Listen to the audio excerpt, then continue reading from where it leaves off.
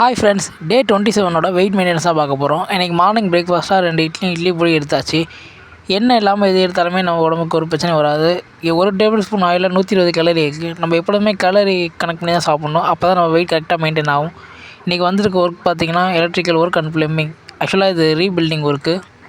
இப்போ நம்ம plumbing work தான் பார்க்க போகிறோம். ப்ளம்பிங் ஒர்க்கில் அங்கே என்ன ஆச்சுன்னா, ஆக்சுவலாக ப்ராப்ளம் உப்பு கரையாயிருச்சு. அதாவது வாட்டரில் உள்ள உப்பு, போர் வாட்டரில் உள்ள உப்பு வந்து கரைச்சி எல்லாமே காலி ஆயிடுச்சு.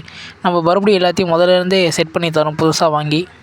ஆக்சுவலாக என்ன கான்செப்ட்னா, ஒர்க் பண்ணுறது ரொம்ப ஈஸி. ஆனால் இந்த ரீபில்டிங் பண்ணும்போது இது என்ன ப்ராப்ளம் வருது, இந்த ப்ராப்ளத்தை கண்டுபிடிக்கிறதுக்கே பாதி நாள் போயிடும். மிச்ச ப்ராப்ளத்தை சரி பண்ணி முடிக்கிறதுக்குள்ளே ஒரு நாளுக்கு அப்புறம் இன்னொரு நாளும் வந்துடும். ஏன்னா ரொம்ப கஷ்டம் ரீபில்டிங்கிறது. அது மட்டும் இல்லாமல் இதில் எலக்ட்ரிக்கல் ஒர்க்கும் பண்ணோம். ஆக்சுவலாக எலக்ட்ரிக்கல் ஒர்க் என்னென்ன ஒர்க்குனா, இந்த சுவிட்சு மாட்டுறது. ஏன்னா எல்லா சுவிட்சும் போச்சு. சில இடங்களில் டாப்பும் போச்சு. அந்த டாப்பு சுவிட்சு எல்லாமே மாற்றி என்னென்னலாம் கரெக்ட் பண்ணணுமோ அதெல்லாம் கரெக்ட் பண்ணியாச்சு. சில இடங்களில் சுவிட்சு வந்துலாம் அப்டேட் பண்ண வேண்டிய நிலைமை வந்துச்சு. ஏன்னா இந்த வீடு கட்டி ஆக்சுவலாக 40 வருஷம் ஆச்சு போல் இருக்குது. அதனால் இந்த சுவிட்சு கிடைக்கிறது ரொம்ப கஷ்டமாக இருந்துச்சு. எப்படியோ தேடி கண்டுபிடிச்சாச்சு. இன்றைக்கி மதியானம் லஞ்சுக்கு பார்த்தீங்கன்னா லெமன் ரைஸு, ஆம்லேட்டு, உருளைக்கிழங்கு எடுத்தாச்சு. நம்ம என்ன தான் வெயிட் மெயின்டெனன்ஸில் இருந்தாலும் நம்ம உடம்புக்கு குளிர்ச்சி, சூடு அது மாதிரி உணவை கணக்கு பண்ணி கால்குலேட் பண்ணி சாப்பிட்ணும். இப்போ சிக்கன் எடுத்துக்கிட்டிங்கன்னா சூடு, ஸோ அதுக்கு தேங்காய் சோறு அது மாதிரி குளிர்ச்சியானது எடுத்துக்கணும். லெமன் அது மாதிரி குளிர்ச்சியானது எடுத்துக்கணும். அப்புறம் பார்த்திங்கன்னா அதில் காலிங் பில்லும் ஒர்க் ஆகலை. ஸோ காலிங் பில் ஒவ்வொரு ரேட்டில் இருந்துச்சு. காலிங் பில் வந்து ஒரு 120 ரூபா தான் இருந்துச்சு. ஏன்னா இந்த காலிங் பில் வந்து ரொம்ப கம்மியாக இங்கே கிடச்சிச்சு. வெளியே போய் வாங்குகிறோன்னா ரொம்ப அதிகமாக இருக்கும். நம்ம எப்போ பொருள் வாங்கினாலுமே ஹோல்சேல் கடையாக தேடி கண்டுபிடிச்சி வாங்கணும். அப்போ தான் நமக்கு ரொம்ப யூஸ்ஃபுல்லாக இருக்கும். ஆக்சுவலாக பார்த்தீங்கன்னா இந்த ஒர்க் வந்து 3 நாள் பண்ணோம். ஏன்டா 3 நாள் பண்ணுற அளவுக்கடா இது ஒர்க்கானு கேட்டுறாதீங்க.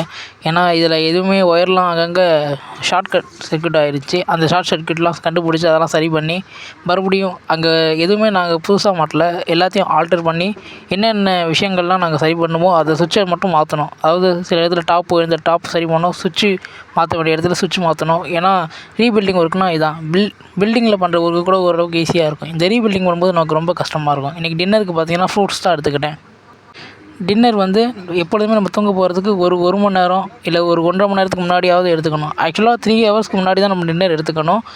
இன்றைக்கி நைட்டுக்கு பார்த்திங்கன்னா ஃப்ரூட்ஸ் தான் சாப்பிட்டேன். இன்றைக்கி டோட்டலாக பார்த்திங்கன்னா ஒரு 11,000 ஸ்டெப்ஸ் கிட்ட நடந்திருப்பேன். நம்ம வெயிட் மெயின்டெனன்ஸில் இருந்தாலும் நம்ம 10,000 ஸ்டெப்ஸ்க்கு மேலே தான் நடக்கணும். அப்போ தான் நம்மளோட வெயிட் கரெக்டாக மெயின்டைன் ஆகும்.